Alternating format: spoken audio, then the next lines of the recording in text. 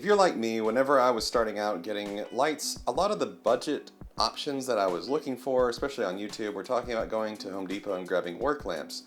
And while that's a decent option, I feel like getting something that's more like a Godox key light and some of these cheaper LED panel options is something that gives you a little more longevity, even though it's a slightly more expensive, but it will get you a longer lifespan out of those. And you don't have to worry about having a lamp that you have to keep taping your gel to change the different colors. So today we'll talk about the Kelvins and what they mean on a light, the modifiers, and these lights that I chose and why I chose them. Let's start with one of the most important subjects in lighting, and that's going to be hard light versus soft light. And as you can see with this example here, the hard light, it's got harsh shadows, it's got kind of blown out highlights, and it's not very flattering to a person's face. And this is soft light. Smooth shadows, gradually falls off, and it's more pleasing to look at. So for interviews, portraits, and YouTube videos, soft light's definitely the way to go. Hard light has its place, and it's probably for more dramatic scenes or portraits, and you can use it for that. But most of the time, you want it soft.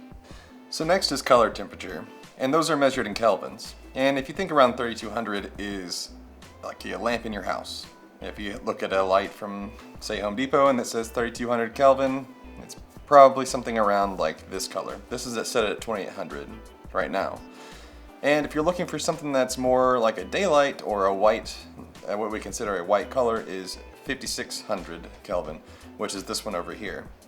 Now if I were to switch this one here from 2800 to as high as it'll go is around 6200, you can see how it changes to more of a blue, much cooler color than the 2800 it was set at. Now, no matter the environment that you're in, if you're doing photo or video, I suggest getting a bicolor key light. And I recommend you get a bicolor key light because that way you can switch between warm and cooler lights, and that way you can adjust for your environment. While RGB is fun, I hardly ever use it for something that's going to be a key light that's going to light your subject.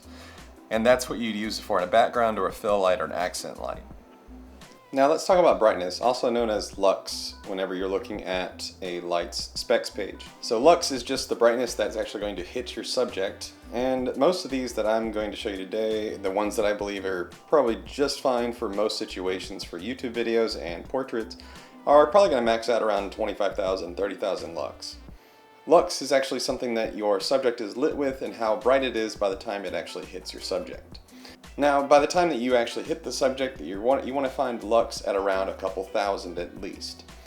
But for your actual specs, when you're looking at the light, you want about 25,000 to 30,000 lux to have something that's going to light your subject evenly and bright enough from a good 6 feet, maybe 4 or 5 feet away, to where you don't have to push the power out of it all the way to hit what you want. For backlights, the lux doesn't matter so much as its ability to create different feelings and separation between you and your background, such as your background fill or an accent light.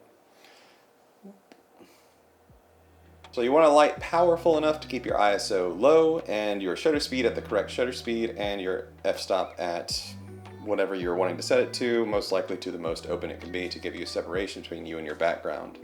I know that mine's not very far behind me, but I tried to add some color to create that difference between me and my background. And just to give you an idea, my light is about an arm's length away right now. If I was to move it further away, and I'll cut to that, now it's a couple more arms length away, and you can tell the difference in what it looks like in the scene. After the hard and soft light, brightness and lux, and understanding color temperature, we need to understand modifiers. And they can come in various different shapes and sizes. And usually I end up picking up an octagon, like softbox, or a rectangular one to spread out the light. As you saw with the hard and soft light, that's what happens. As soon as you get a soft box, it makes soft light. And what soft light means is just spreading it out, as we talked about previously. So when you have the honeycomb installed, it hits the subject more directly rather than the entire wall behind them.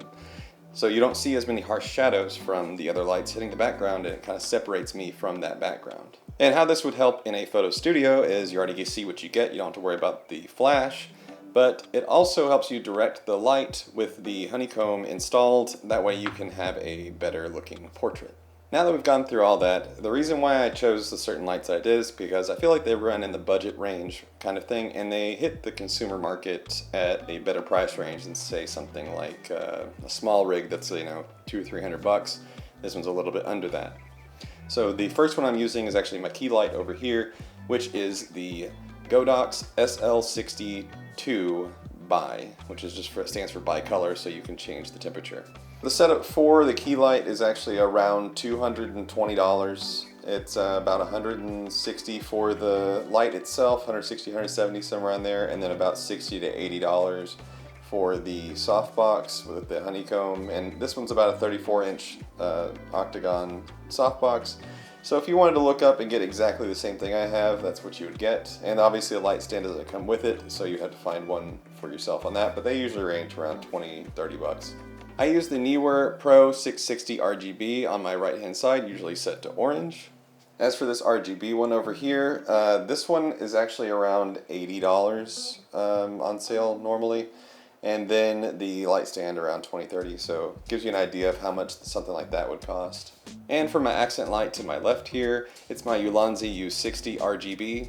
And I just use that to play around with it and change different colors to kind of add some interest, because right now, as I'm trying to set my background up for a more permanent solution, having just a monkey poster on the back here and adding some color kind of helps you keep it a little bit interesting. And as for the Ulanzi U60 behind me here, the light itself is actually around $20 to $30, and then I don't think you really need a stand for it. You could probably just use a small tripod. That's what I have it sitting on, is one of my photography tripods, and that hopefully you already have one of those sitting around you could use. And I know some of you are wondering, why haven't I mentioned flashes for anything photography related? And I do use those, but I use them at weddings and other events where I need to freeze motion. Obviously I wouldn't want to take these big lights with their stands and plug them up and try to drag them around with me, so that's why these would become important.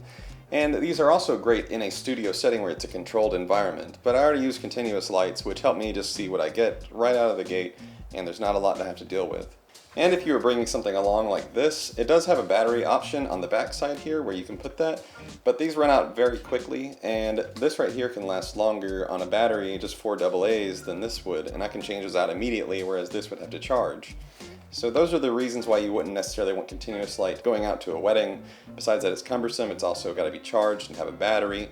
Roll that around, and this would be a much easier and more portable option. So whether you're shooting photos, video, or both, just remember continuous lighting can be helpful in all those situations. And the continuous lighting can give you flexibility and control. So whether you're shooting photos, video, or both, just remember that you need to have a few things for your lights. You need to have soft light, choose the correct color temperature. You don't need the most expensive gear, and even budget gear can make things look professional using it the right way. Thanks for watching, and I hope that this helped you. If it did, press the like button, consider subscribing, and I've got more videos on the way. Try to make them about weekly, and I hope to see you in the next video.